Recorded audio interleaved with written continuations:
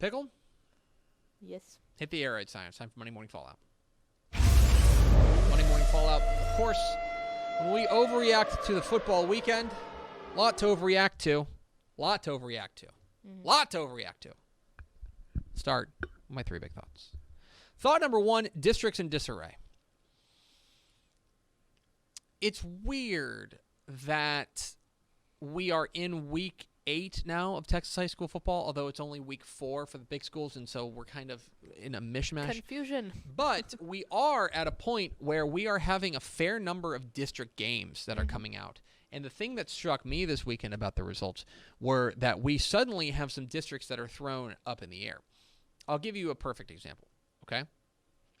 That perfect example is what happened in District 8-5A Division 1. This is going to be a little 8-5A Division 1 or 5A Division 1 heavy, but in 8-5A Division 1, that is that's the district in Region 2 that nobody talks about. But Magnolia takes down College Station, okay? Meanwhile, Magnolia West beats Lufkin. That district was always going to be a bit of a mess because I think you've got about 6 teams of those 9 that are really tightly packed. And I think that what you're seeing, we thought maybe College Station was going to rise above all of them, at least not so early. And so suddenly, 8-5A Division 1 is thrown into disarray. Here's one that flew under the radar for people, okay? Let's go to the 6A ranks, and let's go to 26-6A. That is the Westlake Lake Travis district. And you're thinking, what's the big deal? Yeah. The big deal here is Austin High's crazy comeback win over Austin Bowie. And again, you're thinking, what's the big deal? Like, I don't care. Here's why you should care. First of all, it's a crazy comeback win for Austin High. Yes. Very good win for Big time. quarterback Charles Wright and company. But with Austin Del Valle teetering a little bit and Austin Bowie now suddenly 0-1 in district play, we are now looking at maybe Bowie and Del Valle both missing the playoffs. And you're thinking to yourself, again, Tepper, I'm waiting for the point where you make me care. Here's the point that you should care. If neither Del Valle or Bowie make the playoffs, Westlake goes to the Division I bracket alongside Lake Travis and up there with all those teams, right? That would be a huge shift and would suddenly blow open the Division II bracket. Yep. So that's a huge result from Friday night that maybe people didn't notice. And then, of course, we would be remiss if we didn't mention the other drama in Region 2 of 5A Division 1, which was the Dent Ryan situation. Dent Ryan, if you haven't heard, Dent Ryan is now going to have to forfeit those 2 district games. They forfeited this past week against Frisco Reedy. They will forfeit on Friday against Denton. They are 0-2 in district play. That has huge ramifications. Of the ramifications that it has, obviously they now are fighting to make sure that they finish 2nd or 3rd in that district. The likelihood of them winning the district with 2 losses is pretty low. So that's part of it. The other part of it that I think people are mistaking, because look, if Dent Ryan gets into the playoffs, they're going to be fine. I think they're the number 1 team in 5A Division 1. Spoiler alert for the rankings later. Because of that, though, what if this happens again? What if Denton Ryan in Week 10 has an outbreak and they have to forfeit 2 more games? You could be, realistically, this is not like fiction. This is like way out there fiction. It's a possibility. You could have a situation where you have the number 1 ranked team in 5A Division 1, undefeated, miss the playoffs. That's a real possibility. Yeah. So suddenly, even in Week 8, we have districts in disarray. Thought number 2, sometimes coaching is overrated.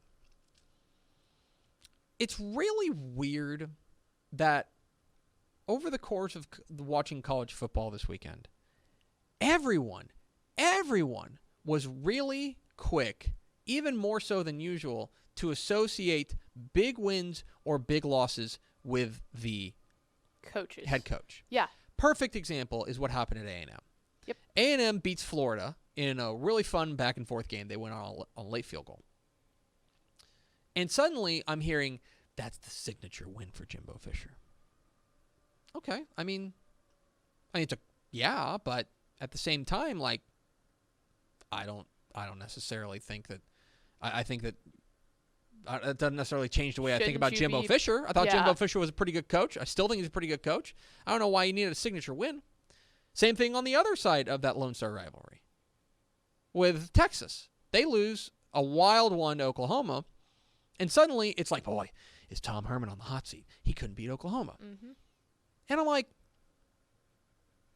Tom Herman's not out there playing. Like, I don't know why all of a sudden it's entirely on Tom Herman.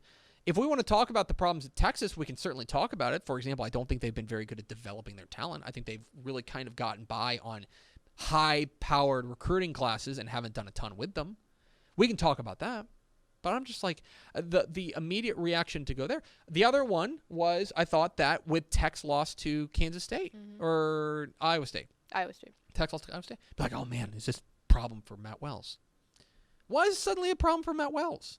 Like, why do we immediately assume that a win or a loss is a reflection entirely of a coach and not of the players? Well, and that's my thing is I get, like, the trends of stuff. Like, yeah, Tom Herman's not necessarily, like, Texas isn't doing very well. But the thing with me is always people that flip-flop every single week of, Yes. oh, yeah, no, he's fine. We want him to stay if he would have beat Oklahoma. Yeah. If he doesn't, oh, my God, he's the worst coach ever. Like, I get Sam that you Ehlinger- see the trends, but don't sit there and flip-flop every single week. It doesn't make sense. Sam Ehlinger throws an interception in the end zone to end the game. If that goes for a touchdown, they go and win the in double overtime. Are we still having the same conversation? If Seth Small's field goal for Florida against Florida sails wide and they get beaten overtime, are we still having this conversation? Yep. Just seems a little weird. And thought number 3, the elephant in the room. So, last week was a very bad week for high school football and coronavirus. Let's call it what it is. It was a bad week. We estimate that somewhere between 10 and 12% of all the games across the state of Texas were either canceled or postponed. 10 to 12%. And obviously, there's also the high-profile ones. Allen. We lost Allen Cedar Hill. We lost Prosper and DeSoto. We lost Richmond Foster, Katy Pato. We lost Mark Bremond. We lost a lot of high-profile games. But it's both the high-profile and the density and the rate. This is not good. If this is the peak, if this is as bad as it gets, it's not good, but we can power through it.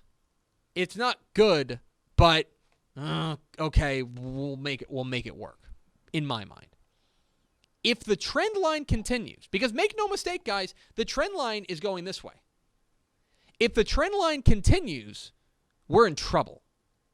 Plain and simple. Not trying to be a fearmonger. I'm telling you the truth. We lost between 10 and 12% of the games. 1 out of every 10. That's not sustainable. That's not good. And so it's something to watch, and it's something to make sure you're doing your small part, because this is an inflection point in my mind. This is an inflection point. And if we don't do what we can right now to contain it, then we're going to head down a very bad path that is going to end with a lot of people upset. Right, because you can continue to reschedule these games and But forfeits and stuff, but it comes a point in time where you get down to the playoffs, and deep into the playoffs, you cannot reschedule these games. We're running out of time. There's nothing you can do at that point. We're running out of time. We're running out of days on the calendar to get this thing under control.